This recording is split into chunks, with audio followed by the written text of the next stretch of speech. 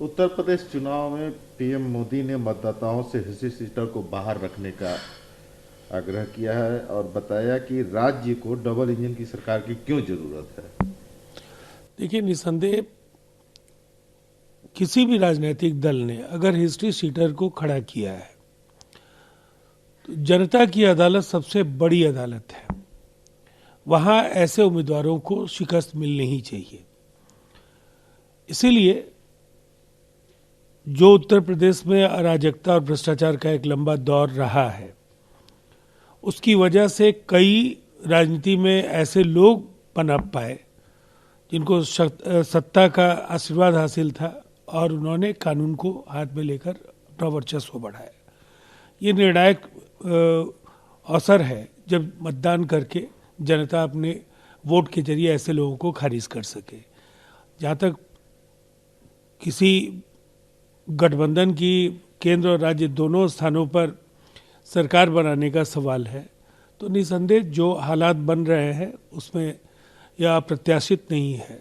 सरकार जिसकी केंद्र में है उसी की सरकार उत्तर प्रदेश में भी बनेगी, ऐसा वातावरण बन रहा है। ओवैसी पर हमला हुआ था, इसको लेकर के उन्हें Z+ सुरक्षा दी गई थी, लेकिन उन्होंने लेने से इनकार कर दिया और कहा कि कट्टरता से निपटने के लिए एमएचए से विशेष सेल की मांग की है। उन्होंने कहा कि मुझे मौत का डर नहीं, मुझे जेल से की सुरक्षा नहीं चाहिए, मैं इसे अस्वीकार करता हूं, मैं चुप नहीं रहूंगा, कृपया न्याय करें उन पर जिन्होंने निशाना लगाया है।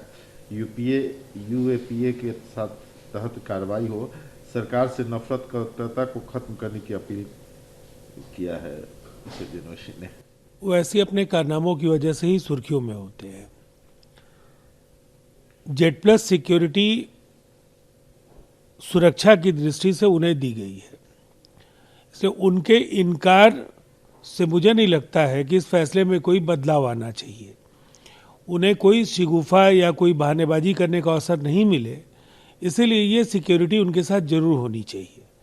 जहाँ तक कट्टरता का सवाल है, कट्टरता चाहे किसी भी तरफ हो, चाहे ओवैसी के भाषण में झलक रहा हो या किसी दूसरे पक्ष में हो, धार्मिक सद्भावना उत्तर प्रदेश की सबसे बड़ी जरूरत है। भारत के लिए जुमला और चीन के लिए नौकरियां। कांग्रेस के तरह राहुल गांधी ने मेक इन इंडिया पर केंद्र की खिंचाई करते हुए बात कही है। कई बार वो जो कहते हैं उसका अर्थ वो नहीं समझ पाते हैं। चीनी मित्रों से उनके रिश्ते जग जाहिर हैं। उनकी पार्टी का एक कहीं ना कहीं जुड़ाव जो कम्युनिस्ट पार्टी ऑफ चाइना है उसके साथ रहा है। उन्हें सहायता भी मिली है एक चीनी संगठन से, और इसके बाद इस तरह के बयानों के जरिए सिवाय हताशा और बौखलाहट के वो कुछ भी जाहिर नहीं कर रहे हैं। छात्रों को शिक्षा के अधिकार से वंचित करने के उद्देश्य से कॉलेजों से हिजाब पहनने पर रोक लगाया है। सिद्धरामैया ने यह आरोप लगाया है कर्नाटक में। वहीं हिजाब विवाद को लेकर के कांग्रेस पर बीजेपी का पलटवार करते हुए एक मंत्री ने बोला है कि कर्नाटक को तालिबान नहीं बनने देंगे। इस देश में तालिबान कोई नहीं बना पाएगा। जो गंगा जमनी तहजीब इस देश में 5000 वर्षों से है, सदियों से लोग मिलकर रहते रहे हैं, इसीलिए ये ठेका किसी भी राजनीतिक दल को नहीं लेना चाहिए।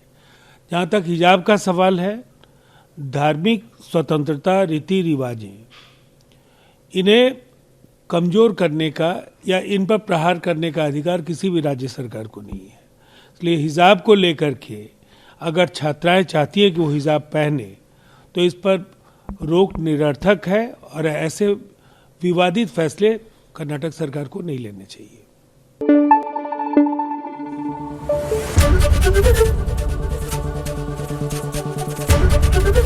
ABP न्यूज आपको रखे आगे।